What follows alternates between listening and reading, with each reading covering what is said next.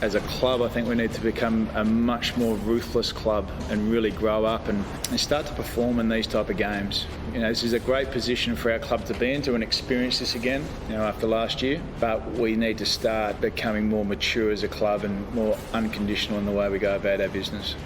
And we all know the stakes. We're not going to hide away from it. I've said that the last 3 weeks. If you're good enough to make it, you're good enough. And normally the 8 that make it, they've deserved to make it. On our performance tonight, okay, clearly that's not going to cut it against Melbourne. They build their brand on contested ball, which is what we have. So, clearly that's where the game's going to be won. We've got a huge contest. It's the first final for us on Saturday night.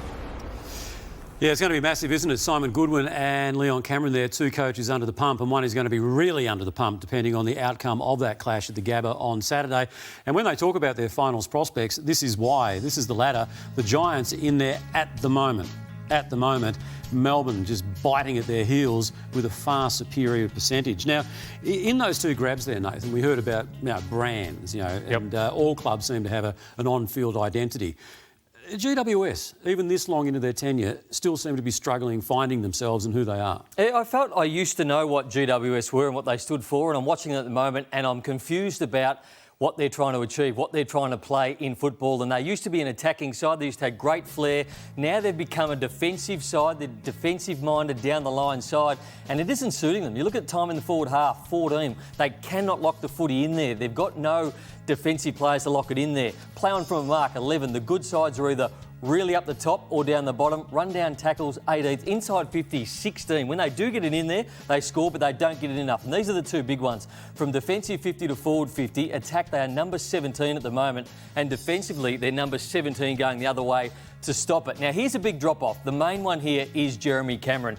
3 goals down to 1.9. His ranking points are down. His assists are around the same, but his involvements overall are down this year. And I look at them so far this year and I'm just confused about where they are, how they're trying to play, what they're trying to do, what they're trying to achieve. Are they an attacking side or are they defensive? They used to be attacking, now they're defensive. But I think they've found somewhere in the middle. They're not good at attack anymore and they're certainly no good at defending. I think the only good thing about the Giants this year has been their back 6. I think their back 6 of Shaw, Keefe, Haynes and Core have stood up really well. And I think they'd be looking at some more pain if those guys hadn't stood up this year. Yeah, well, I think there's been a talent drain on GWS from 2016, and a graphic will come up where we looked at what they had, quality of draft picks in 2016. So really simply, you can see the top 3 draft picks, priority 17-year-olds. A lot of those guys would have been touted as pick 1 the next year. So, and top 10 draft picks. So they've gone from 14 to 7.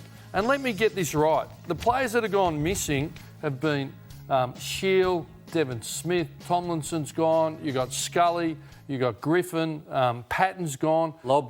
Rory Lobb, you got Nathan Wilson. So that's an enormous talent drain. So that's occurred over 4 years. And we know they've been picked off and they've got some young talent underneath coming through, like a Green, you get Taranto. But I don't think they're as talented or anywhere near as talented across every line as what they were, and that's taking its toll. But back to your point, against Adelaide, those numbers of D50 transition and stopping opposition transition was there for us, 17 in each category, was there for us all to see on the weekend against Adelaide, who haven't been renowned for moving the ball, and they sieved them out of their front half.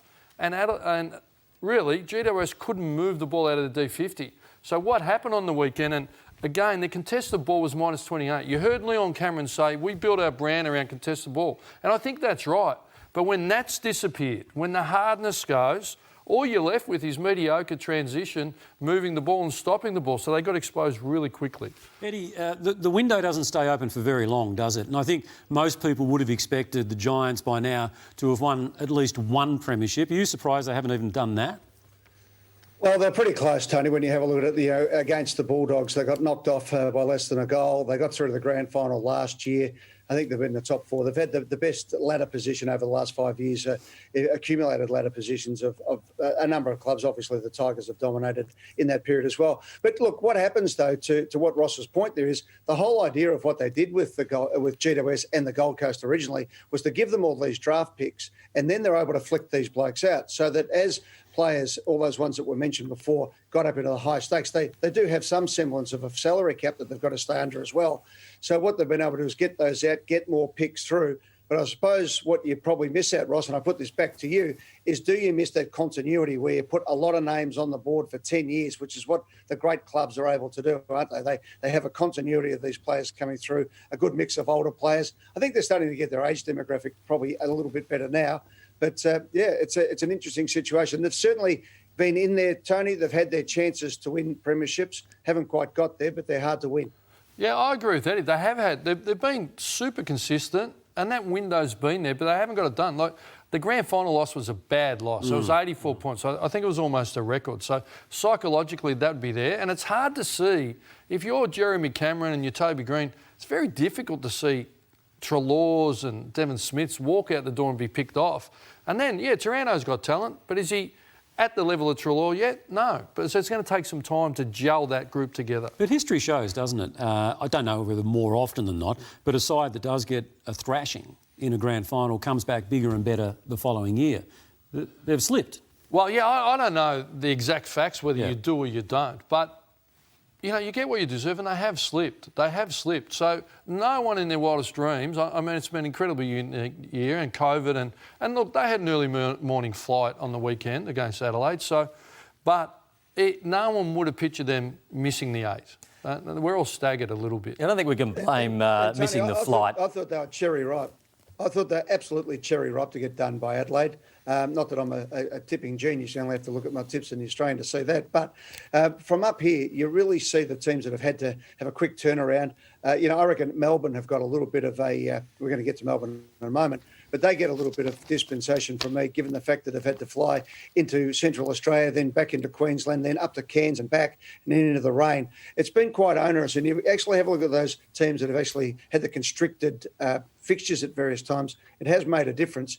And I just thought they were ready to get knocked off the other night for that reason, that GWS walked into a bit of an ambush down in Adelaide. Ross, the other thing that confused me the other night was the first bounce. Jeremy Cameron at the moment, he's dropped off this year, starting on the wing at the first bounce. And now this is something that you might try halfway through the second quarter, halfway through the third quarter, late in the game to get him into the game. But in the first bounce, your weapon, your number one player you want forward of the ball to be marking the football, probably their best kick inside forward 50, starting on the wing. I just didn't get this from Leon Cameron the other night in the coaching panel. Yeah, well, I think it's okay, something to go to. But you're right, give Jerry... You want to win the first quarter.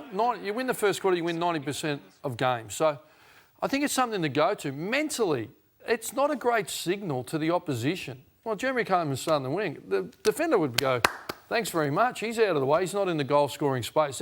They would have had logic behind it, but it's hard to figure it out from the outside. Doesn't look to be playing with the edge that Jeremy Cameron has been associated with, that angry edge. This is a couple of years ago now. Obviously, he's been rubbed out a few times, but he doesn't play on this edge anymore. When I watch Jeremy Cameron play, I don't see this from him. You don't want him missing games, but you still want players playing on the edge. He's not doing that at the moment. Is he losing a little bit of interest? And would Eddie Maguire, he look better in a Collingwood jumper next year? He'd certainly look better in a Collingwood jumper. Where is he? What hotel is he in? I'll jump the fence and deliver to him now. But to your point... Look, he's a good player. But you're right, though. It's a good point you make, though, Brownie, that he seems to be... And whether or not that incident there slowed him down a little bit on that, because he copped a fair bit of criticism. Sometimes that can just slow you up a little bit. Well, you've got to play on the edge as a key forward. We've heard Tom Hawkins get criticised, but you know what? He keeps playing on the edge. You really need to. It's a split-second difference between successful and unsuccessful as a player in the AFL. It's not even a second, it's half a second. So if he's just backing off a little bit, he needs to play on the edge and get his aggression back. I like it. So